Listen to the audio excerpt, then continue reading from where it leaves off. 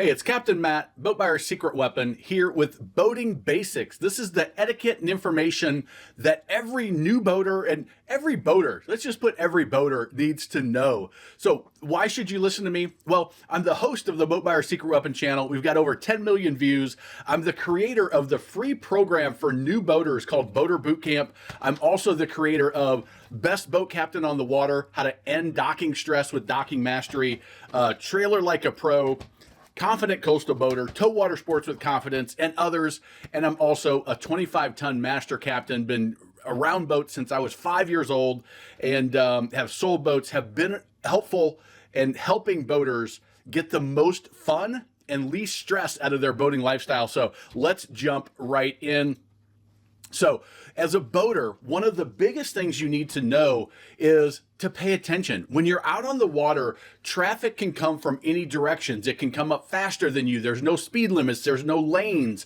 There's no stop signs or yield signs or traffic lights.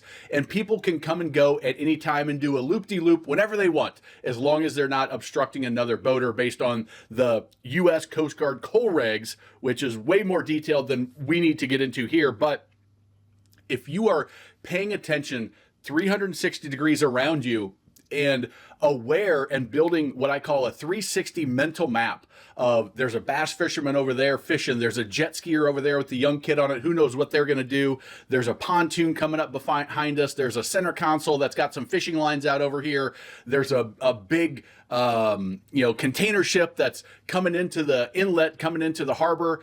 What do we need to know? We need to stay out of the way of the people we need to stay out of, and just give everybody space. That's really the big thing, and know where they're at, what they're doing, the speeds they're traveling.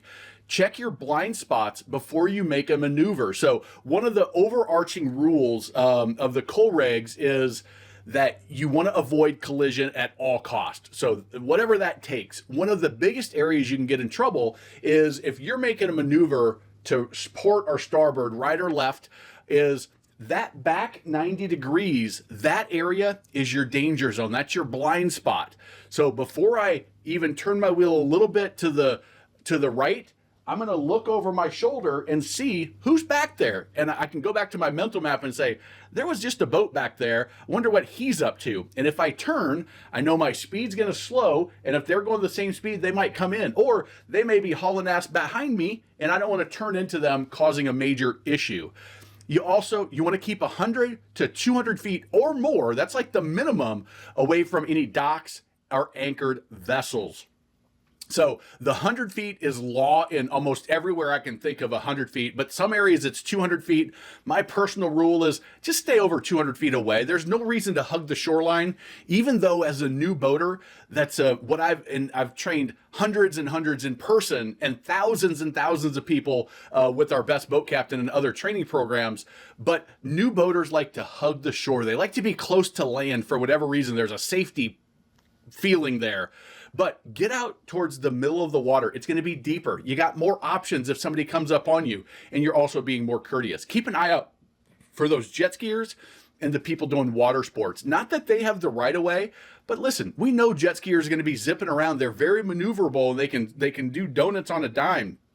If they're tubing or water sports, if the rider falls, they're going to be doing turns, and they're going to stop and go. And so just pay really close attention to them, keep an extra eye out, and then know the rules of the road. Stand on and give way vessels. I've got a whole video on 11 minutes to learn the rules of the road in boating. You can check that out on the channel. So those are the start. Next, we go to, hey, check your wake. Know what kind of wake that your boat makes at different speeds. What's funny is some boaters, they slow down to 10, 15 miles an hour, depending on the boat, thinking that, oh, I'm going nice and slow, that's courteous. The reality is, the way boats push through water is by being at that speed, you get your bow up, and you're actually creating a bigger wake than you would if you got up on plane, went a little faster. If you want to slow down, make sure you get all the way to idle, and you stop plowing that water. Again, pay attention. You'll see that's a theme through our whole conversation today. Just pay attention to your surroundings, the buoys, the markers. Pay attention to the music and the volume of your music and the lyrics of your music. There's a lot of families out on the water. Be respectful, and then check your wake again. Know what your boat does, and know how to make sure that you're a courteous boater to everybody. If you're a trailer boater, hey, The biggest thing you need to know is that there's staging areas and departure staging areas to get stuff ready. So that means when you get to the boat ramp, don't just get right in line and get ready to back it down. Pull off in one of those staging areas, maybe a parking lot, but off to the side where traffic can still get through. Everybody can get to the ramps, and that's where you take off your cover. That's where you load up all your gear and your guests if they're going to get on the boat right away. That's where you make sure the keys are in the boat, the plug is in the boat, your transom straps are removed, that you've made any adjustments to your winch to give yourself a little slack on that winch strap so your boat comes off. Now notice I didn't say unhook the straps. Maybe you unhook the safety chain, that's acceptable, but your main winch strap should stay attached at this point, but you can give it a little bit of slack depending on how your boat comes off the trailer. Get everything ready, get your lights unplugged, get your back end key if you need to put that in there so it stays on. Whatever you need to do, get that stuff done before you get to the ramp. Then wait your turn, get in line, be respectful. It can be a busy, a stressful area. Not everybody is super confident backing. Not everybody's super confident getting their boat in and out of the water. It's why we created the Trailer Like a Pro program. It will help. Wait till it's your turn and then be efficient. So don't dilly-dally, but also don't rush either. So what I mean by that is don't just saunter around, know what you're gonna do, have everything ready. Don't be like, oh shoot, I need to get my flip-flops out of the locked thing in the truck. No, that should all be done in the staging area. But don't hurry through things and make a dumb mistake because it can be dangerous.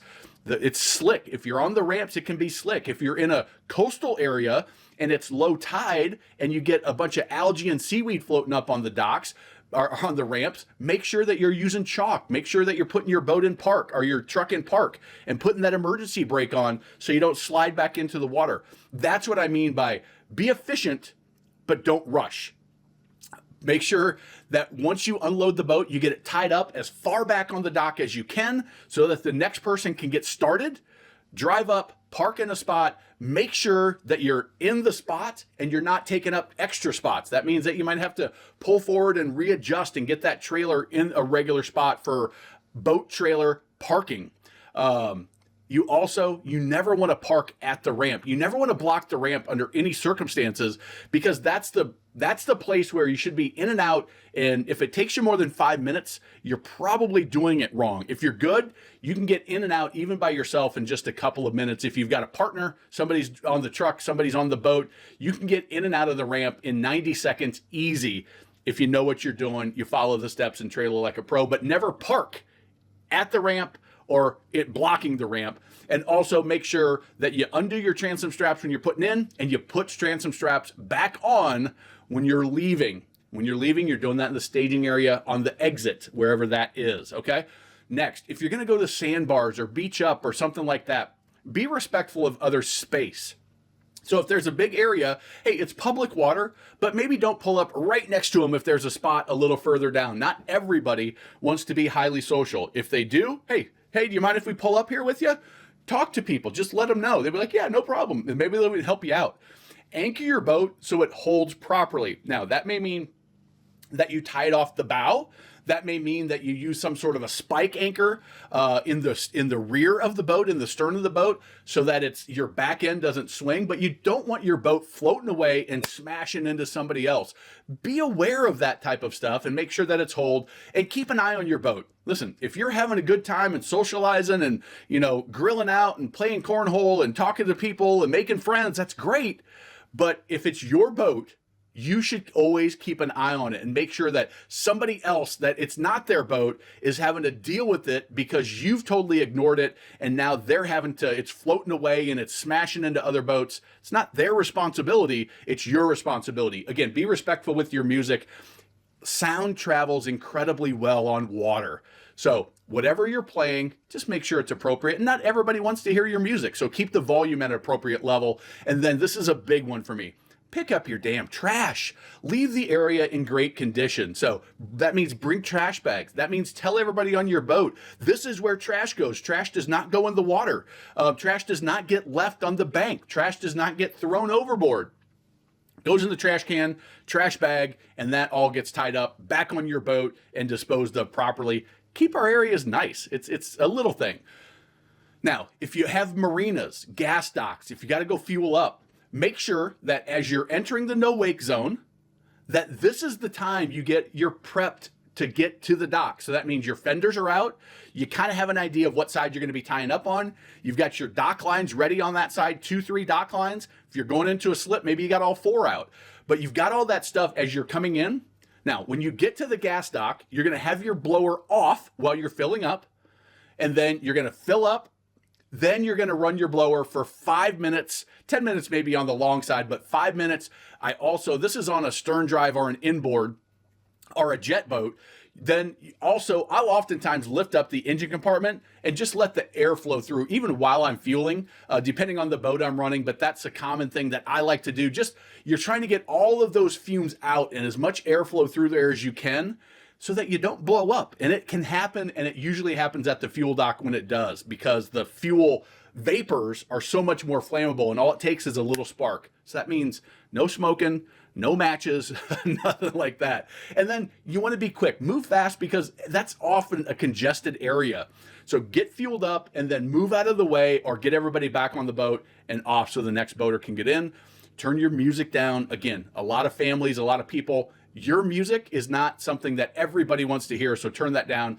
And also, if you've been out tubing, you got some kids, don't pull that tube up to the fuel dock and then bring them in. That should be done out in the no wake zone before you get in an area that has, 1, maybe there's electrical current in the water, 2, there's probably some fuel that's gotten spilled, 3, there's traffic and boaters everywhere. It's a very dangerous place to be having a tube and a big long line taking up space where people are trying to maneuver in tight quarters. So do that out at the no wake zone. Get everybody pulled in on the boat, get that tube tied up out of the way wherever you need it to be, and then make your way to the docks, okay? Next, if you got restaurants, social docks, community docks, wait your turn. There's kind of a rule of thumb that maybe there's somebody working the docks, but kind of pull up, gauge the situation. If you see somebody that you're not really sure what they're doing, but they were clearly there before you, what I'll do is I'll say, hey, Cobalt, where are you headed? Hey, Barletta Pontoon, where are you going? Hey, Sun Tracker, what you doing? They'll be like, oh, I'm waiting for this, or, oh, we're just heading out, whatever. And now you know, but wait your turn. Talk with the dock hands and listen to them. If they do have dock hands, hey, where do you want me? And just, they can hear you real well. Turn that music down. Again, have your dock lines and fenders ready as you're coming up. Now, in some of these, you don't know exactly where you're going to be, what side you need the fenders or the dock lines on, but have them out, have them ready. Maybe prep them on both sides, and then you can adjust accordingly, but be ready. Pay attention to the wind and the currents. You see that flag whipping in the photo. What does that tell you? Maybe it's easier to approach in one way or another. Maybe there's extra current in that. Make your game plan as you're coming up. Don't get there and be like, oh shit, it's windy. No, make that plan, know what that means for you and your boat. Again, in the Best Boat Captain program, we teach you how to take that knowledge and the knowledge about your boat to make a game plan instead of just going in there and hoping for the best. You'll dock like a pro. You'll be a docking master. Turn your music down or off when you're docking. If you get challenged docking, turn the music off. Focus. Tell people, hey, I need you sitting. I need you just sitting, and then I'll tell you what I need you to do once you get those dock lines and fenders ready to go.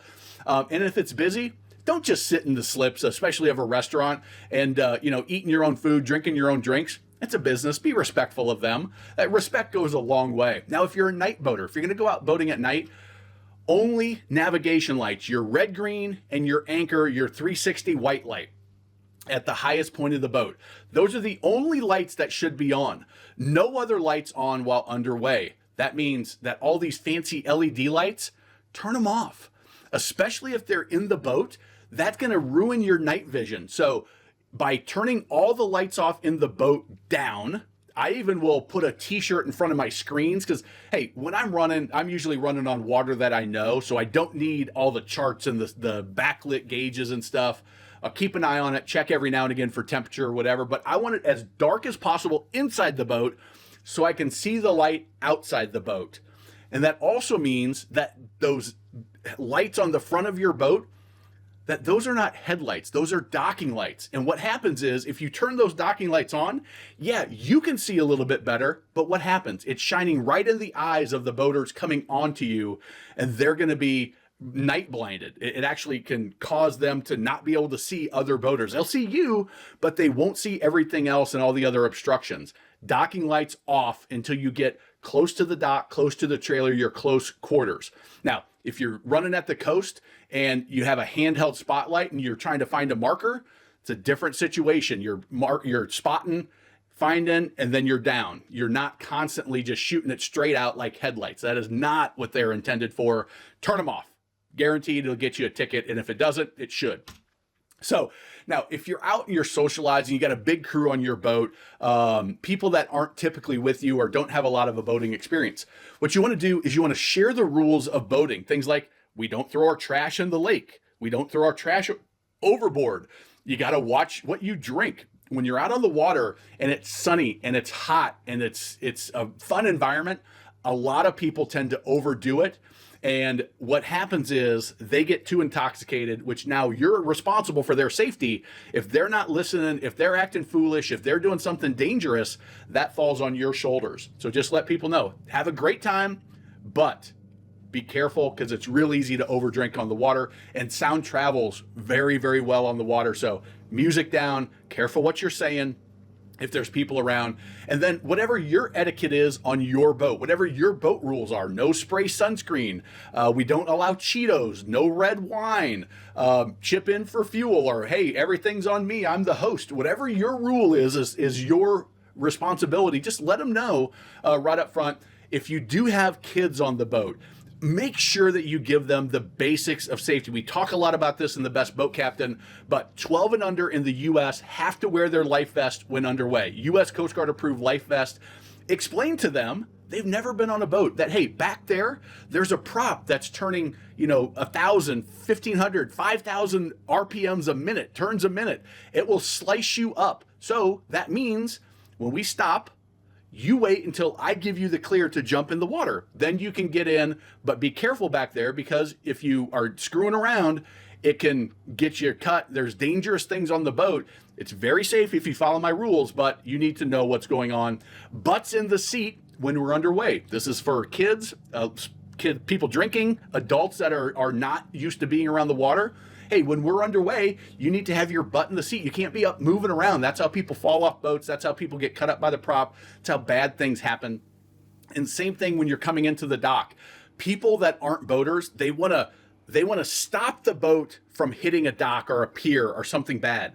I promise you, even an 18-foot boat is going to be heavier if it's got some momentum behind it than what the human body can stop. And if your hand, arm, fingers get trapped between an object and the boat, guess what loses? Your bones. And there'll be a broken bone in a heartbeat.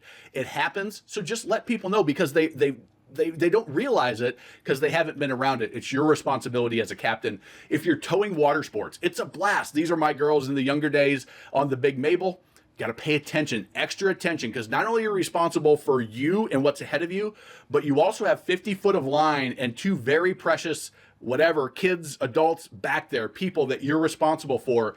So you need to understand the range of the rope and the swing. We've got our program, Tow Water Sports with Confidence, that talks a lot about safety and how to do it the right way. But that rope can swing out, and what can happen, unfortunately, is if you're turning, the centrifugal force is going to swing them out more than they have control. Even on wakeboards and water skis, for people that aren't, more skilled skiers, is that can swing them out into obstructions, docks, other boats, buoys, the shore, rocks, whatever. You got to pay attention. Have a watcher. Make sure that watcher is paying attention. If somebody falls, you can't just keep going, because now you got a little head that's bobbing in the water, and now other boats may or may not see them. It's a scary situation. Have hand signals with the riders, faster, slower, whatever, I'm going to do a turn. Let them know as the driver what to expect. Have all your hand signals down. Make sure that your riders know, and if they fall, that's one thing, but they don't just jump off and just stop without letting you know. We use this sign. Some people use this sign. And then I have them wave if they're good. Hey, if they fell, wave, let me know you're okay. And, if I don't get that wave, did they get hurt? And you have the right of way, but you don't own the water. Okay. So you still have to follow all the rules of boating, but you're the one that has put people behind your boat. So make sure that you're paying attention to them and you're being safe and making sure that you're not causing issues with the other boaters that are out there. Know the right of way. We talk a lot about this in the 11 minutes to rules of boating. Don't hug the shoreline. I always say maneuver early, and so you don't have to worry so much about the stand on and give way status. If you just make a course correction before you get in those tight quarters, which you can do 90% of the time, and then you don't have to worry about it, but do know the stand on, the give way. Keep that 360 mental map of the speed, the direction, what they're doing of all the boaters around you, and then keep your speed appropriate for the conditions, the weather, the choppiness of the water, the traffic. The faster you go, the less reaction time you have. The slower you go, the more time you have to react and adjust. And it's typically a more comfortable ride in a lot of situations. This is from Boat Ed. You got to do your boater safety course.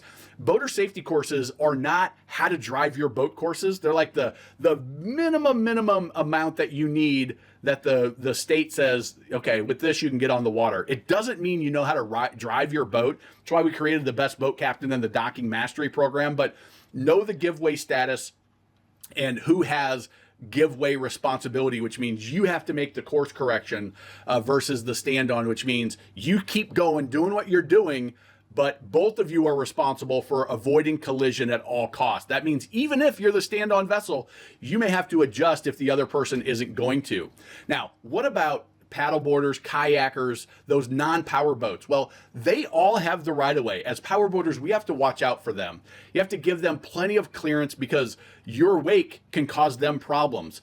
Now watch your wake, but sometimes, like I said, if you slow down and you're plowing the water, that's going to make it more choppy for them and make it more dangerous for them. So sometimes the answer is staying up on plane, but just get as far away from as you safely can so that your wave has more time to disperse.